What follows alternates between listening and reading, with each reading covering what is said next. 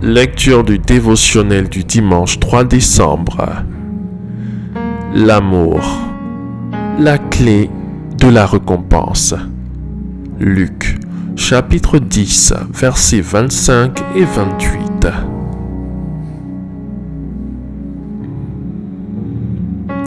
Un docteur de la loi se leva et dit à Jésus pour l'éprouver: « Maître, que dois-je faire pour hériter la vie éternelle ?» Jésus lui dit: « Qu'est-il écrit dans la loi? Qui lis-tu » Il répondit: « Tu aimeras le Seigneur ton Dieu de tout ton cœur, de toute ton âme, de toute ta force et de toute ta pensée, et ton prochain comme toi-même. » Tu as bien répondu, lui dit Jésus. Fais cela et tu vivras. La vie éternelle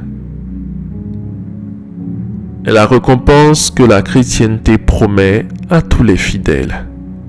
Avant l'étude de ce passage, si on demandait aux chrétiens lambda que faudrait-il qu'ils fassent pour mériter la vie éternelle, voici ce qu'ils répondraient: être né de nouveau, être baptisé, appartenir à une église, parler en langue, bien se comporter, être sanctifié. Cependant, dans ce passage, Jésus lui-même nous dit qu'il faut aimer Dieu et aimer les autres comme soi-même. Peut-être qu'aimer les autres paraît facile, mais les aimer comme soi-même demande beaucoup d'humilité et d'autres vertus que seul le Saint-Esprit est capable de nous insuffler.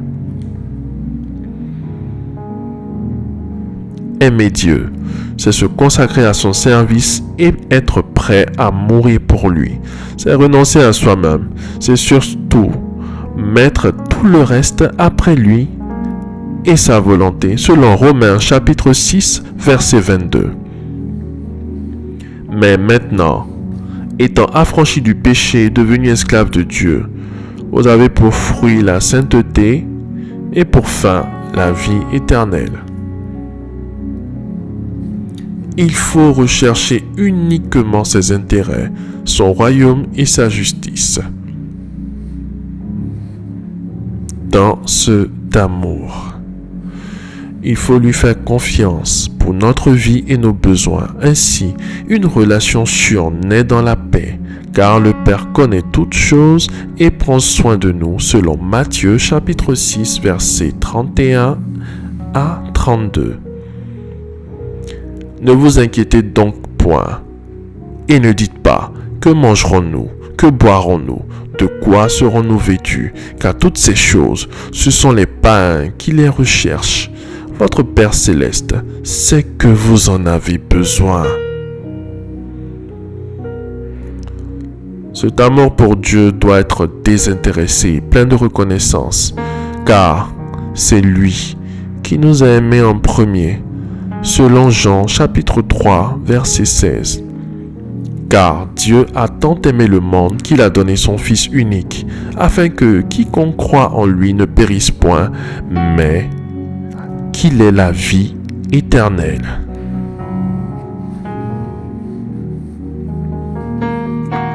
Faites cette prière avec moi.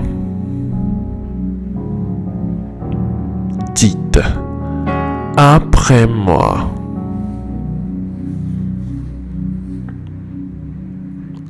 je confesse et proclame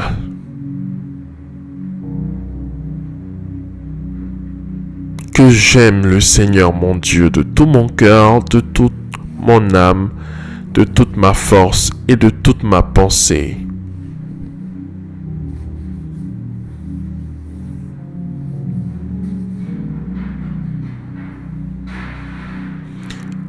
Et j'aime mon prochain comme moi-même.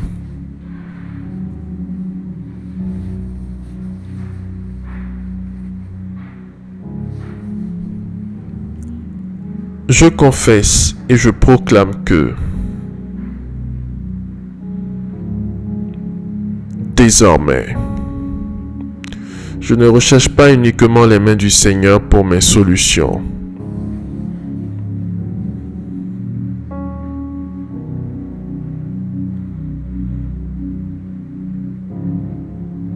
Mais également sa face, par amour et par reconnaissance au nom puissant de Jésus-Christ.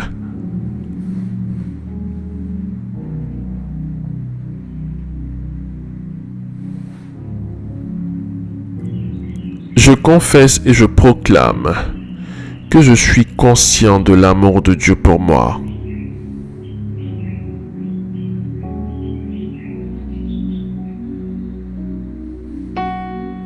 Et de la protection qui en découle au nom de l'alliance en Christ.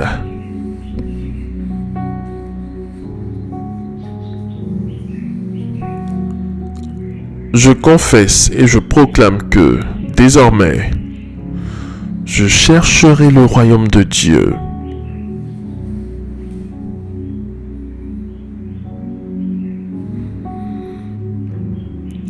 Afin que toute chose utile et bonne pour ma vie me soit donnée au nom puissant de Jésus-Christ.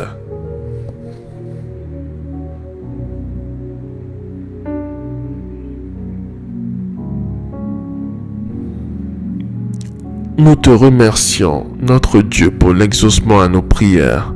Au nom de Jésus-Christ. Amen. Amen. Amen.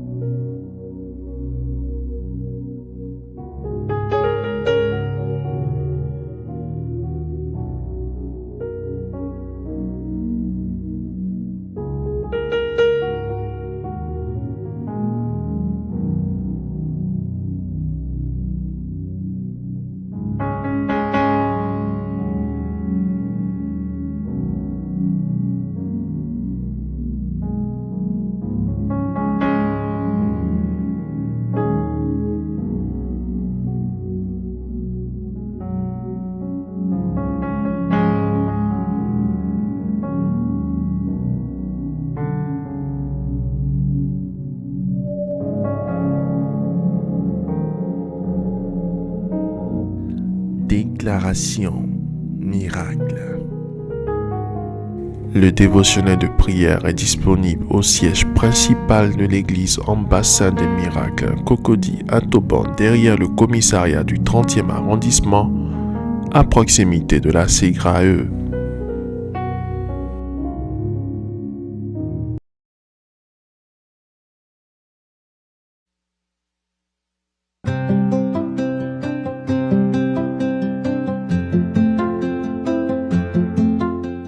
Shalom, bienvenue à notre belle émission dénommée Semaine bénie. Je suis très heureux d'être en ta compagnie, n'est-ce pas, par le canal de cette vidéo.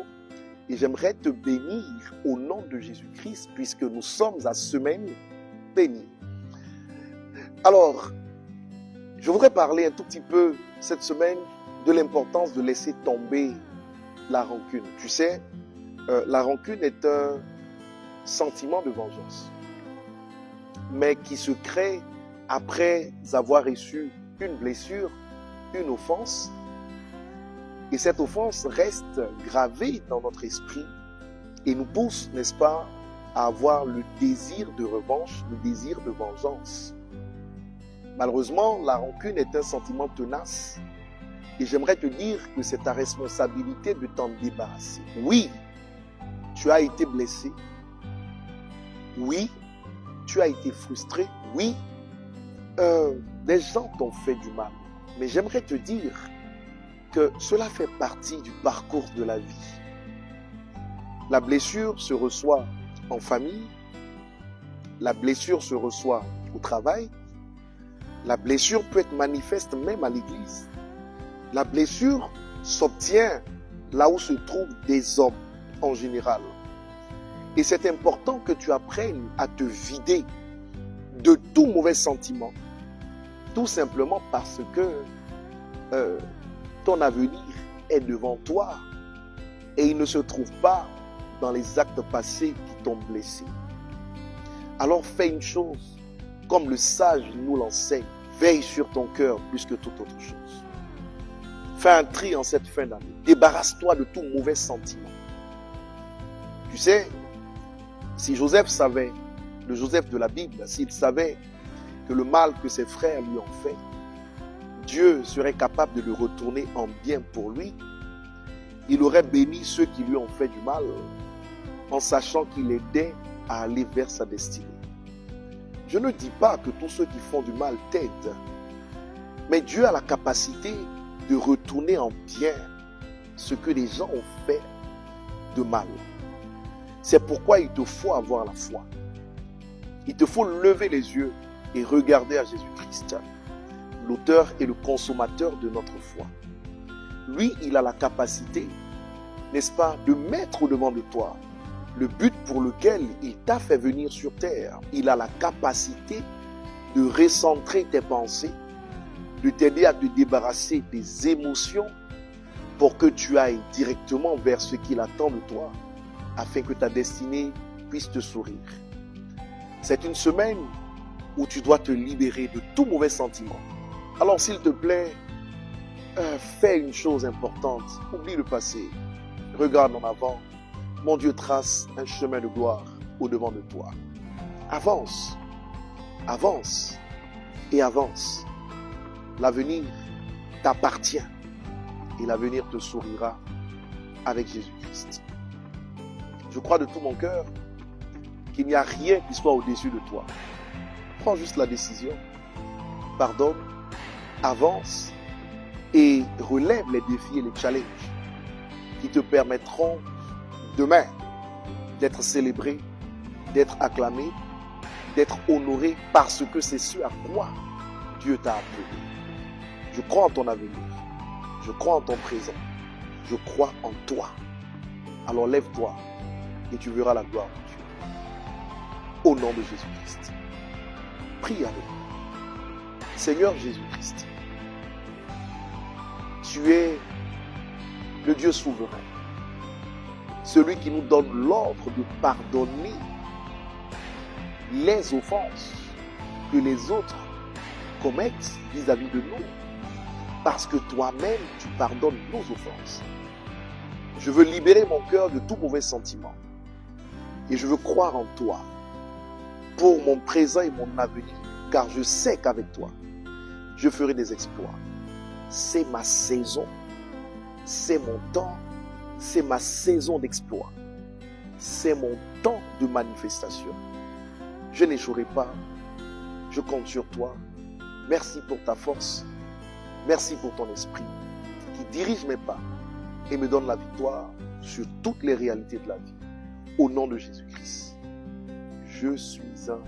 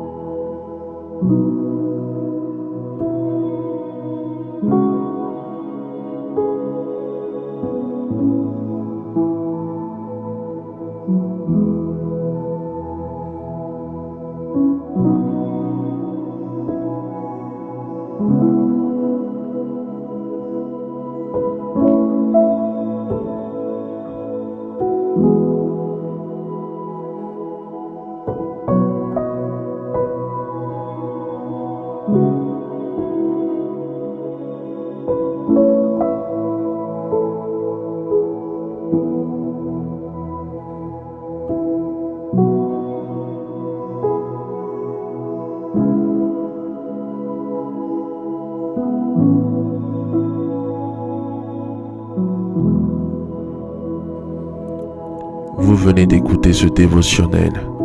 Vous ne connaissez pas Jésus-Christ et vous voulez l'accepter comme Seigneur et Sauveur personnel dans votre vie. Faites cette prière avec moi. Seigneur Jésus-Christ, j'ai entendu ta parole. Je crois et je confesse de mes lèvres que tu es Dieu. Seigneur Jésus-Christ, je t'accepte dans ma vie comme Seigneur et Sauveur personnel. Viens m'assister, viens me délivrer et manifeste-toi dans ma vie pour que la gloire de Dieu soit mon partage. Merci Seigneur de m'accepter dans ta famille. Au nom de Jésus-Christ. Amen. Amen. Amen.